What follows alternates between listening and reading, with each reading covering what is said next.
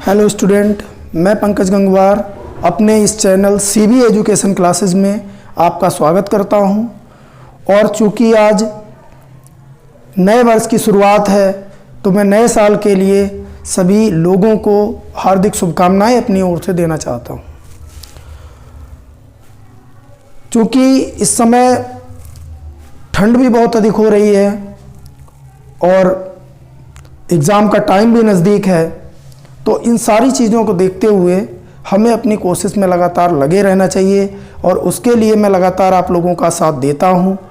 तो प्लीज़ आप हमसे जुड़े रहने के लिए हमारे चैनल से जुड़े, चैनल को सब्सक्राइब करें, बेल आइकन को ज़रूर प्रेस करें ताकि आने वाली हर एक वीडियो का नोटिफिकेशन आप तक पहुंचता रहे। आज का जो हमारा टॉपिक है वो एमीन्स में फिजिकल एंड केमिकल प्रॉपर्टीज से है। चूँकि एमीन्स में 2 वीडियोज में पहले आपको दे चुका हूं जिनमें हमने एमीन्स में इंट्रोडक्शन, क्लासिफिकेशन, नॉमेनक्लेचर और प्रिपरेशन की बात की है, एमीन्स बनाने की विधियों की बात की है। आज का जो हमारा टॉपिक रहेगा वो फिजिकल और केमिकल प्रॉपर्टीज से रहेगा। लेकिन प्रिपरेशन में एक मेथड क्योंकि उस वीडियो में नहीं मैं प्रोवाइड करा पाया आपको, तो एक मेथड इसकी और आती है। पहले मैं उसकी चर्चा कर लेता हूं और उसके रिएक्शन को देख लेता हूं कि किस तरह से वो रिएक्शन होती है। तो एक जो मेथड है वो है गैब्रियल थैलीमाइड सिंथेसिस।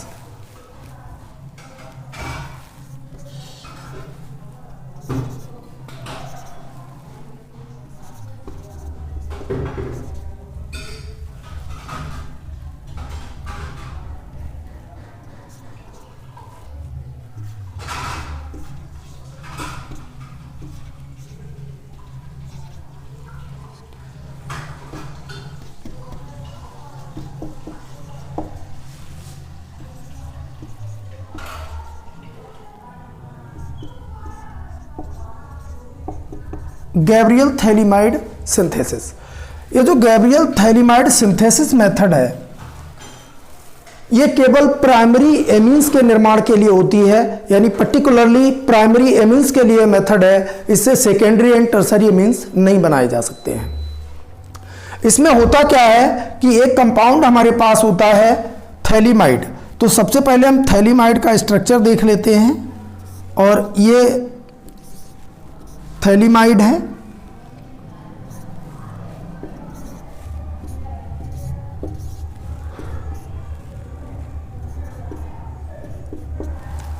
ये थैलीमाइड है और थैलीमाइड की सबसे पहले हम पोटेशियम हाइड्रोक्साइड के साथ रिएक्शन कराते हैं। तो पोटेशियम हाइड्रोक्साइड के साथ रिएक्शन इसकी देख लेते हैं।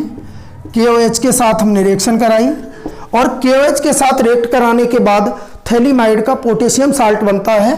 तो थैलीमाइड का पोटेशियम साल्ट हम देख लेते हैं और थैलीमाइड का जो पोटेशियम साल्ट होता है, इस पोटेशियम साल्ट को एल्किल हैलाइड के साथ रिएक्ट करा देते हैं और जब एल्किल हैलाइड यानी RH के साथ इसको हम रिएक्ट कराते हैं तो N एल्किल थैलीमाइड बन जाता है।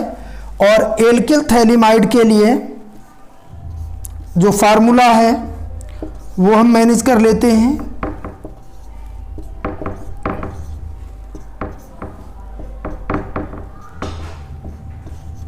एल्किल थैलीमाइड बन जाता है और एल्किल थैलीमाइड को एक्वस NaOH के साथ एक्वस NaOH के साथ हम रिएक्ट कराते हैं और जब एक्वस NaOH के साथ रिएक्ट कराते हैं तो इसकी जो स्ट्रक्चर होती है वो हमें इस तरह से मिल जाती है।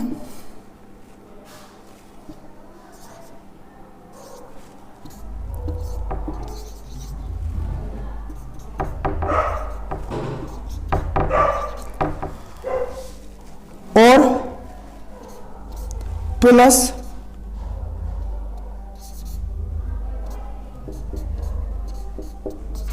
RNH2 हमें मिल जाता है। तो इस तरह से जो गैब्रियल थैलीमाइड सिंथेसिस जो रिएक्शन है वो इसमें कंप्लीट हो जाती है। आप इसको एक बार फिर देख लीजिए। सबसे पहले हम क्या करते हैं कि थैलीमाइड की क्रिया पोटेशियम हाइड्रोक्साइड के साथ कराते हैं। पोटेशियम हाइड्रोक्साइड से क्रिया कराने के बाद पोटेशियम थैलीमाइड एक साल्ट बनता है और इस साल्ट को रिएक्ट कराते हैं एल्किल हैलाइड के साथ, जिससे एन एल्किल थैलीमाइड बनता है। और एन एल्किल थैलीमाइड की जो क्रिया है वो हम सोडियम हाइड्रोक्साइड, जो एक्वा सोल्यूशन होता है सोडियम हाइड्रोक्साइड का, यानी जलीय विलयन होता है, उसके साथ कराते हैं। तो इसमें हमें sodium salt of phthalic acid and RNH2 यानी प्राइमरी एमीन मिल जाता है। तो ये जो मेथड होती है वो पर्टिकुलर प्राइमरी एमीन बनाने के लिए होती है। और इसके बाद अब हम बात करेंगे कुछ फिजिकल प्रॉपर्टीज की बात करेंगे कि फिजिकल प्रॉपर्टीज कौन कौन सी होती हैं एमीन्स के अंदर। तो एमीन्स के अंदर फिजिकल प्रॉपर्टी की हम लोग बात करेंगे और सबसे पहले बात करते हैं कि जो एमीन्स की फिजिकल स्टेट होती है वो किस कंडीशन पे कैसी होती है और इनकी ऑर्डर कैसी होती है। क्योंकि जो फिजिकल प्रॉपर्टीज होती हैं इनमें physical state, colour, order, solubility और इनके क्वथनांक या बॉइलिंग पॉइंट की हम लोग बात करते हैं। तो सबसे पहले जान लें कि जहां पर 1 से 2 कार्बन की बात होती है, 1 से 2 कार्बन की हम बात करें तो मेथिलेमीन और एथिलेमीन जो होते हैं जो कि प्राइमरी एमीन है, तो प्राइमरी एमीन जिनमें 1 या 2 कार्बन एटम होता है वो एमीन नॉर्मल टेम्परेचर पर गैसियस स्टेट में होते हैं और इनकी जो ऑर्डर होती है वो फिश लाइक होती है, यानी मछली के समान होती है, मछली जैसी गंध इनके अंदर से आती है। इसके बाद जैसे ही कार्बन का नंबर एक्सीड करता है यानी 3 to many की कंडीशन में जब हम जाते हैं तो जैसे जैसे इनमें नंबर ऑफ कार्बन एटम बढ़ता चला जाता है वैसे लिक्विड स्टेट और लिक्विड के बाद में फिर सॉलिड स्टेट आनी शुरू हो जाती है। इनकी फिजिकल स्टेट जो है वो लगातार चेंज होनी शुरू हो जाती है। इसके बाद इसमें हम दूसरे पॉइंट की जो बात करते हैं तो दूसरा पॉइंट इसका होता है सॉल्युबिलिटी का। नॉर्मल कंडीशन में अगर हम देखें तो जो एमीन्स होते हैं वो वाटर सॉल्युबल होते हैं, जल में आसानी से घुल जाते हैं, पर्याप्त मात्रा में इनकी जल में विलेयता होती है और जल में जो विलेयता होती है उसका मुख्य कारण होता है हाइड्रोजन बॉन्डिंग का। एमीन्स जो हैं वाटर के साथ हाइड्रोजन बॉन्डिंग क्रिएट करते हैं जिसके कारण ये जल में आसानी से घुल जाते हैं। लेकिन जैसे जैसे इनमें एल्किल ग्रुप्स की संख्या बढ़ती चली जाती है वैसे ही जल के अंदर इनकी सॉल्युबिलिटी कम होती चली जाती है, क्योंकि जो हाइड्रोकार्बन्स होते हैं यानी जो एल्किल ग्रुप होते हैं वो हाइड्रोफोबिक कंडीशन क्रिएट करते हैं। तो हाइड्रोफोबिक कंडीशन क्रिएट करने की वजह से जल में इनकी सॉल्युबिलिटी कम होती चली जाती है जैसे जैसे इनके अंदर एल्किल ग्रुप्स की संख्या बढ़ती चली जाती है या कार्बन श्रृंखला की लंबाई बढ़ती चली जाती है, मॉलिक्यूलर वेट बढ़ता चला जाता है। इसके बाद दूसरी कंडीशन की हम बात करें तो जो भी ऑर्गेनिक सॉल्वेंट है जैसे एल्कोहल है, फिनॉल है, ईथर्स है, बेंजीन है, इनमें ये इजीली सॉल्युबल होते हैं, आसानी से घुल जाते हैं। इसके बाद अगर हम इनके क्वथनांक की बात करें तो एमीन्स के जो क्वथनांक होते हैं वो समावेवी एमीन्स के लिए सबसे अधिक प्राइमरी एमीन में देखने को मिलते हैं, इससे कम सेकेंडरी एमीन में और इससे कम टर्सरी एमीन में। यह केवल समावेवी होने की कंडीशन में होता है, यानी जब सेम मॉलिक्यूलर वेट के जो एमीन होते हैं, समान अणुभार के जो एमीन होते हैं, उनमें प्राइमरी एमीन का क्वथनांक सबसे ज्यादा होता है। सबसे पहले अगर क्वथनांक की बात करें तो primary amine,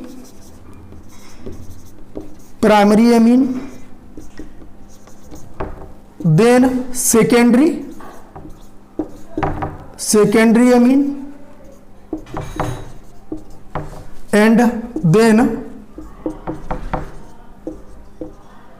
tertiary amine।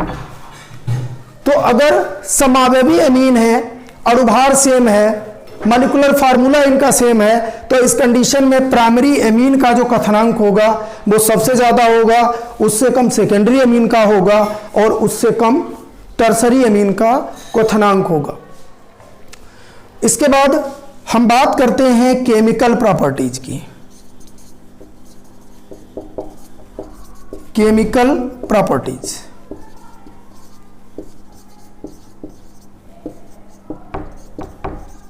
Chemical properties की बात कर लेते हैं। तो केमिकल प्रॉपर्टीज क्या होती है? किसी भी कंपाउंड के अंदर जो केमिकल प्रॉपर्टीज होती हैं वो उसकी अंतर्निहित प्रॉपर्टी होती है, मतलब वो दूसरे पदार्थों के साथ कैसे रिएक्ट करता है, किसके साथ रिएक्ट करता है, किसके साथ नहीं करता है। तो मूलतः इसमें हम रासायनिक अभिक्रियाओं को देखते हैं, और चूंकि हमारा जो टारगेट है वो बोर्ड एग्जाम का है, तो उसमें जो महत्वपूर्ण चीजें हैं, जो महत्वपूर्ण अभिक्रियाएं हैं, हम केवल उनकी बात करते हैं। तो सबसे पहले अगर केमिकल प्रॉपर्टीज की हम बात करें तो हमारा ध्यान जो है सबसे पहले बेसिक नेचर पे जाता है कि जो एमीन्स की बेसिक नेचर होती है वो क्यों होती है और किस टाइप से होती है।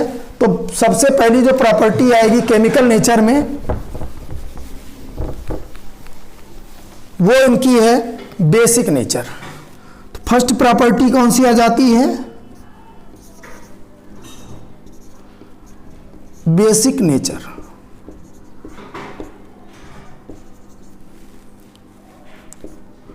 और इसको हम लिखेंगे क्षारकीय,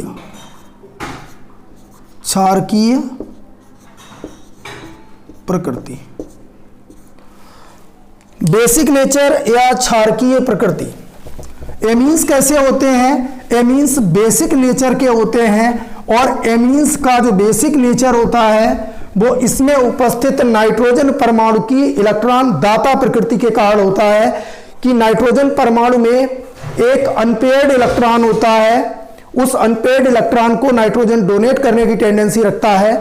अकॉर्डिंग टू लुईस कॉन्सेप्ट, जो भी एटम या ग्रुप्स इलेक्ट्रॉन पेयर डोनेट करने की टेंडेंसी रखते हैं वो लुईस बेस होते हैं, बेस की तरह बिहेव करते हैं, और जो इलेक्ट्रॉन पेयर एक्सेप्टर होते हैं, इलेक्ट्रॉन पेयर्स को एडॉप्ट करते हैं या ग्रहण करते हैं, उनकी नेचर एसिडिक होती है।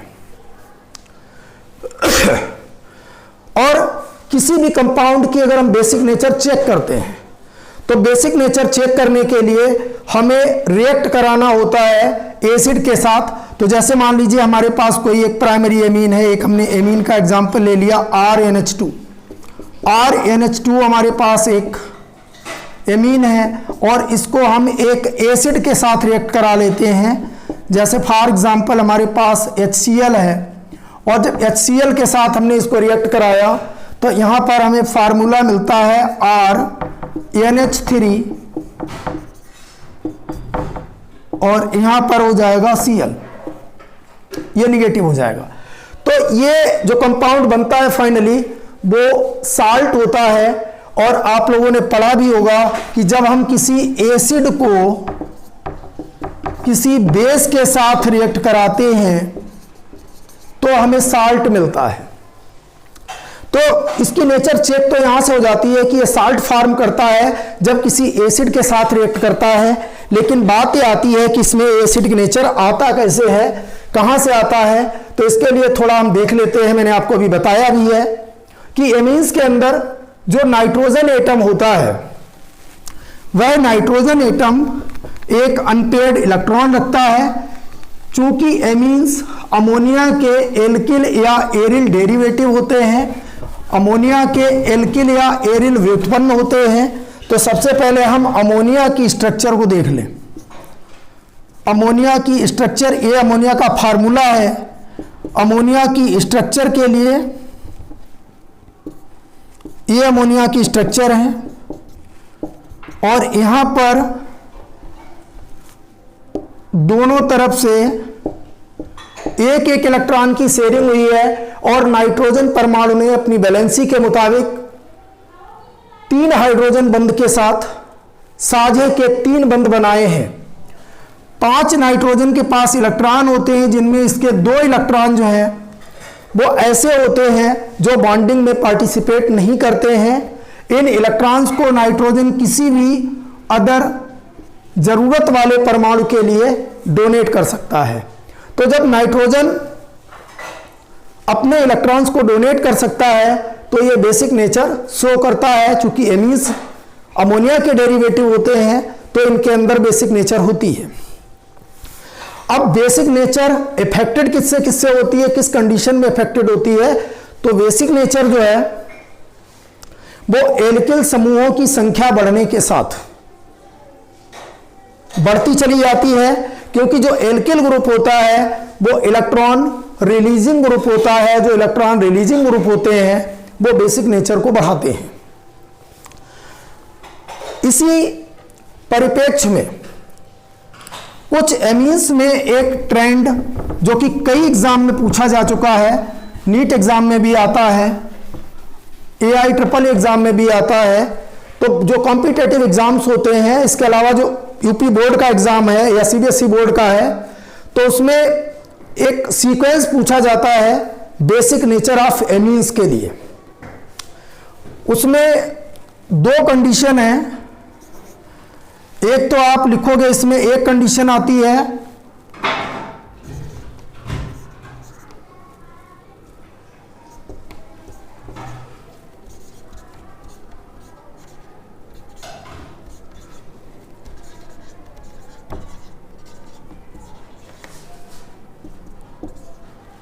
while alkyl group is CH3। तो जब एल्किल ग्रुप जो है वो CH3 होता है, तो एल्किल ग्रुप जब CH3 होता है इस कंडीशन में एक जो ट्रेंड बनता है, सबसे पहले secondary amine,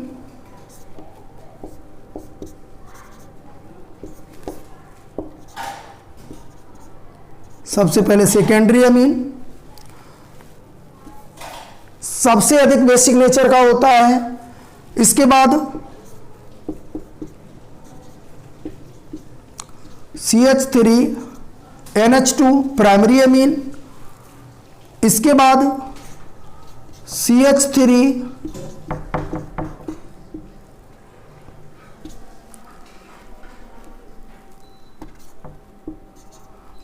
whole thrice and tertiary, और इसके बाद हो जाता है NH3 अमोनिया।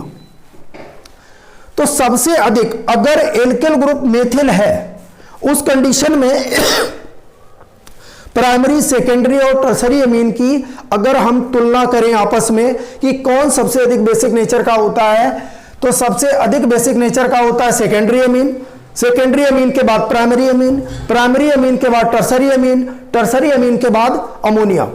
अगर हम इसको इसी क्रम में देख लें तो देखिए ये सेकेंडरी अमीन है 2 डिग्री, ये प्राइमरी अमीन है 1 डिग्री, ये टर्सरी अमीन है 3 डिग्री, और अमोनिया के लिए हम n लिख सकते हैं।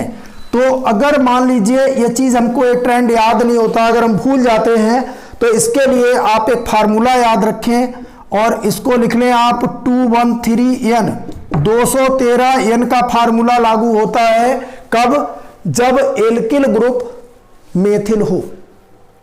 जब एल्किल ग्रुप मेथिल हो तो इस कंडीशन में 213n का फार्मूला आपको ध्यान रखना है, जिससे कि आपकी इस ट्रेंड को मैनेज करने में कभी कोई गलती होने की संभावना नहीं रहेगी। केवल 213n आपको याद रखना है उस कंडीशन में जब एल्किल ग्रुप मेथिल हो। लेकिन दूसरी कंडीशन ये आ जाती है कि जब एल्किल ग्रुप एथिल हो।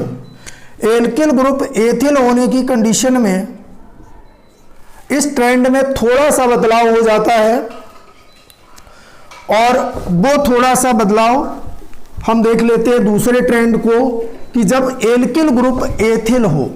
एल्किल ग्रुप एथिल की कंडीशन क्या होती है वो आप देख लीजिए कि इसमें है C2H5, C2H5 का होल ट्वाइस n और यहां हो जाएगा H। सेकेंडरी अमीन है, सेकेंडरी के बाद में C2H5 का होल थ्राइस N, ये हो जाता है टर्सरी एमीन। टर्सरी एमीन के बाद फिर हो जाता है प्राइमरी एमीन C2H5 NH2, और इसके बाद हो जाता है लास्ट में NH3 अमोनिया। तो इसमें ट्रेंड ये रहता है, पहले सेकेंडरी एमीन जिसका कि बेसिक नेचर सबसे ज्यादा होता है, इसके बाद टर्सरी एमीन, और इसके बाद में फिर आता है प्राइमरी एमीन, और इसके बाद में आता है अमोनिया। अगर इसमें हम ट्रेंड को मैनेज करें तो ये हमारा हो जाता है 2 डिग्री यानी कि द्वितीयक एमीन सेकेंडरी एमीन, ये हो जाता है तृतीयक एमीन 3rd डिग्री एमीन है, और ये प्राइमरी एमीन है 1 डिग्री एमीन है। और इधर अमोनिया के लिए अगर N लिखें तो इसको अगर ओवरऑल हम देखेंगे तो ये हमारा हो जाता है 231 231 N। 231 N की कंडीशन कब लागू होती है? ये जब लागू होती है जब एल्किल ग्रुप एथिल हो। तो एल्किल ग्रुप एथिल होने की कंडीशन में 231 N का फार्मूला लागू होता है। तो क्षारकीय प्रकृति के बाद हम बात कर लेते हैं डायजोटाइजेशन की या डायजोटीकरण की। डायजोटीकरण क्या होता है? सबसे पहले हम जरा यहां लिख लें,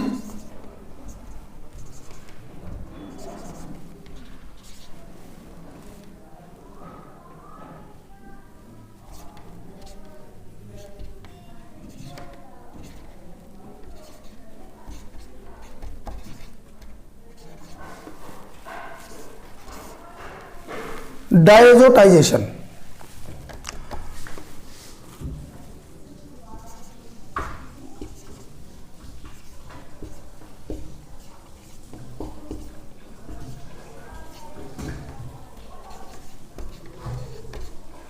डायजोटीकरण, देखिए डायजोटीकरण क्या होता है? जब किसी प्राथमिक एमीन की क्रिया या प्राइमरी एमीन की क्रिया नाइट्रस एसिड के साथ कराई जाती है तो डाइजोनियम लवण बनता है। यह रिएक्शन केवल प्राइमरी एमीन देते हैं, सेकेंडरी और टर्सरी एमीन इससे कुछ डिफरेंट तरह की रिएक्शन देते हैं। तो प्राइमरी एमीन की जो रिएक्शन है उसको हम देख लेते हैं, डायजोटीकरण की रिएक्शन किस प्रकार से होती है। इसमें 2-3 चीजें जरा जानना जरूरी है। एक तो नाइट्रस एसिड जो होता है वो एक अनस्टेबल एसिड है जो कि एक रिएक्शन मिक्सचर को डायरेक्ट अप्लाई करके प्राप्त किया जाता है और उसी समय इसको बनाया जाता है, डायरेक्ट रिएक्शन मिक्सचर के थ्रू बनाया जाता है जब इसकी आवश्यकता होती है। और दूसरा, इसमें जो टेम्परेचर है वो 0 से 5 डिग्री सेल्सियस या फिर 273 से 278 केल्विन रखा जाता है। रिएक्शन हम देख लेते हैं कि जैसे प्राइमरी एमीन हमारे पास है RNH2। नाइट्रस एसिड के लिए हमारे पास रिएक्शन मिक्सचर जो होता है वो NaNO2 प्लस HCl होता है। सोडियम नाइट्राइट और हाइड्रोक्लोरिक एसिड, इन दोनों का जो मिक्सचर है ये हमें नाइट्रस एसिड प्रोवाइड करता है। इसमें जो टेम्परेचर होता है वो 278 केल्विन होता है। जो रिएक्शन टेम्परेचर 0 से 5 डिग्री सेल्सियस या 273 से 278 केल्विन होता है।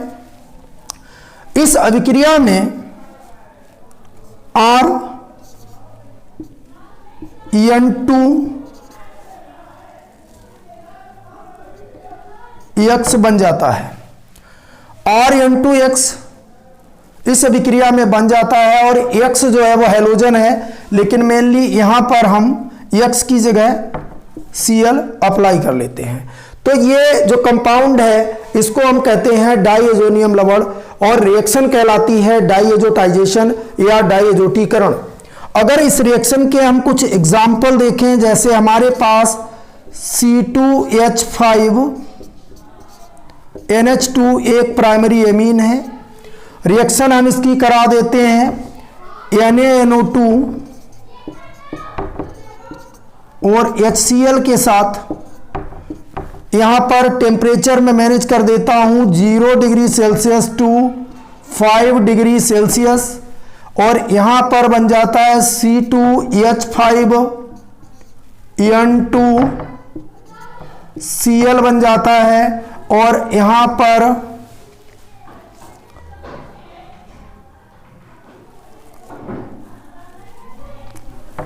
C2H5N2Cl बन जाता है।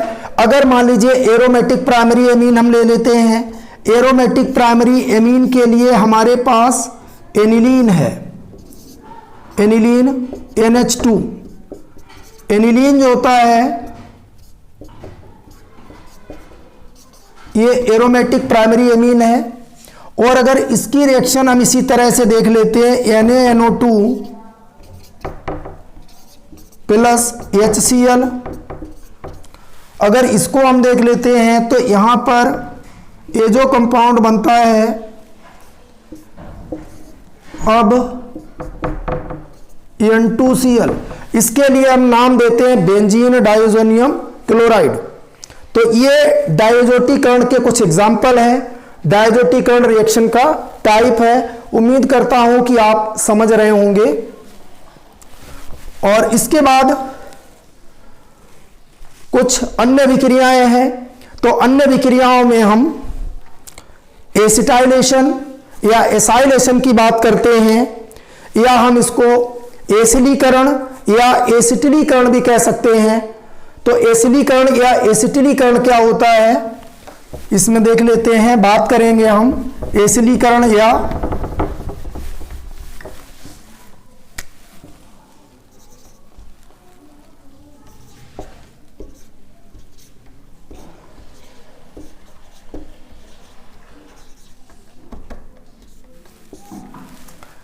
एसाइलेशन की बात करते हैं। एसाइलेशन क्या होता है, या फिर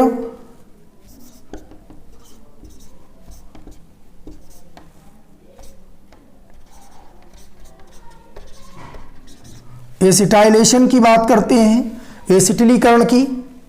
तो एसिटिलीकरण क्या होता है वो आप देख लीजिए। देखिए एसिटिलीकरण में हम एमीन्स की क्रिया एसिटिल क्लोराइड या एसिटिक एनहाइड्राइड के साथ कराते हैं। एसिटिल क्लोराइड ले सकते हैं या एसिटिक एनहाइड्राइड ले सकते हैं, या इसके स्थान पर हम बेंजोइल क्लोराइड भी ले सकते हैं। तो एसिटिल क्लोराइड के साथ या बेंजोइल क्लोराइड के साथ या एसिटिक एनहाइड्राइड के साथ जो एमीन्स की रिएक्शन होती है, और इस स्थिति में जो ग्रुप होता है, फंक्शनल ग्रुप जो होता है, वो COR group, COR group, acetyl group या एसिल ग्रुप जो है वो इस्टेब्लिश हो जाता है, एमीन के साथ बाइंड कर जाता है, और इसमें जो बनने वाले कंपाउंड हैं वो एमाइड कैटेगरी के होते हैं, यानी एमाइड कैटेगरी के इसमें यौगिक बनते हैं। तो इस अभिक्रिया के कुछ एग्जाम्पल हम लोग जो है वो देख लेते हैं कि किस प्रकार से एसिटाइलेशन की या एसाइलेशन की रिएक्शन होती है।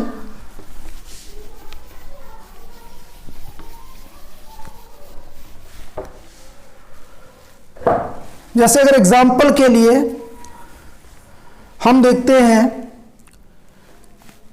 एग्जाम्पल रिएक्शन है C2H5NH2। C2H5NH2 एक प्राइमरी अमीन यानी कि एथिल अमीन है, और इसकी रिएक्शन हम करा सकते हैं CH3COCl और एसिटिक एनहाइड्राइड CH3CO, और इसका होल्टाइज कर देते हैं, आगे O लगाएंगे तो ये एसिटिक एनहाइड्राइड है। ये एसिटिक एसिड का क्लोराइड यानी कि एसिड क्लोराइड, और ये जो है एनहाइड्राइड है एसिटिक एसिड का ही। इन दोनों में से किसी के भी साथ रिएक्ट करा सकते हैं, जिससे COCH3 ग्रुप स्टैब्लिश होगा, और जो बनने वाला कंपाउंड है वो इसमें बन जाता है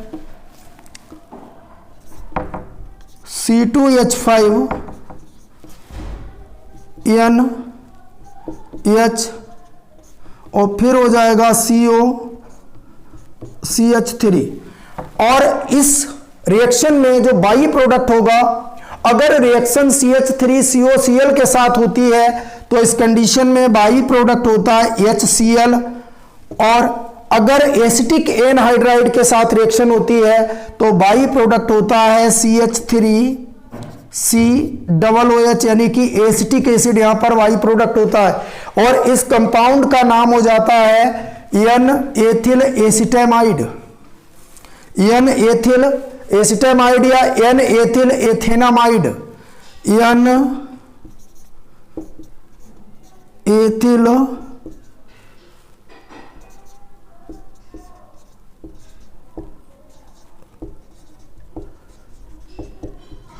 N-एथिल एथेनामाइड नाम हो जाता है। अगर मान लीजिए इस प्राइमरी एमीन की बजाय हम यहां पर कोई सेकेंडरी एमीन ले ले, अब सेकेंडरी एमीन अगर लेते हैं तो ये हो जाएगा CH3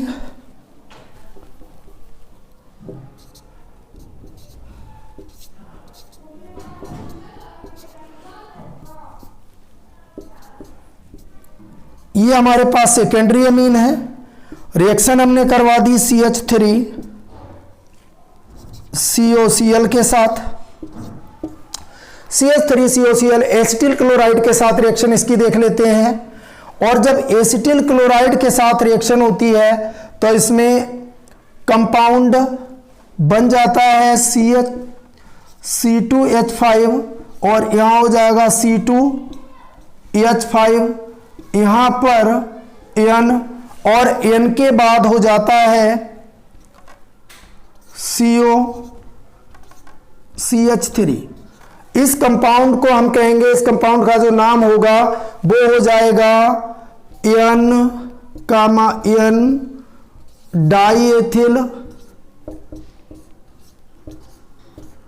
डाईएथिल और फिर हो जाएगा एथेनामाइड, ETHAN,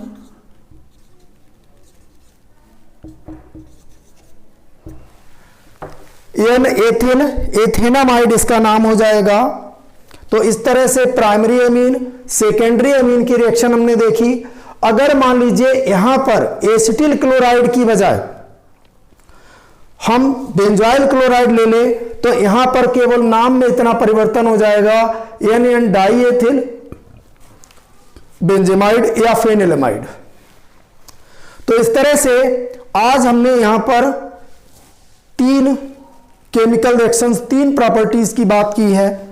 बेसिक नेचर की बात की है, डायजोटाइजेशन की बात की है, एसिटाइलेशन की बात की है, और इसके बाद जो इसमें रहेगा, जो बहुत ज्यादा एग्जाम में पूछा जाता है कि टेस्ट फॉर एमीन्स, एमीनों के जो परीक्षण होते हैं, हम एमीन्स के परीक्षण की बात करेंगे जो कि हमारे नेक्स्ट वीडियो में आपको देखने को मिलेगा।